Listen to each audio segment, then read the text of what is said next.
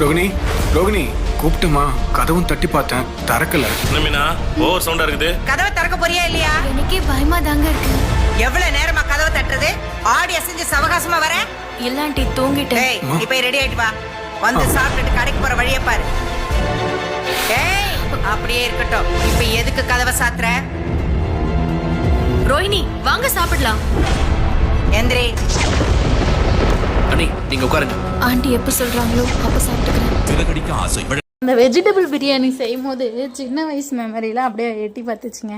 School போகும்போது எங்கள் வீட்டில் எங்கள் அம்மா வெஜிடபிள் பிரியாணி செஞ்சு கொடுத்தா ஜாலியாக சாப்பாடு எடுத்துகிட்டு போவோம். ஸ்கூலில் கிளாஸ் நடத்திட்டு இருக்கும்போது எப்போடா லன்ச் டைம் வரும், டப்பாவை திறந்து சாப்பிடணும் போலே இருக்கும்.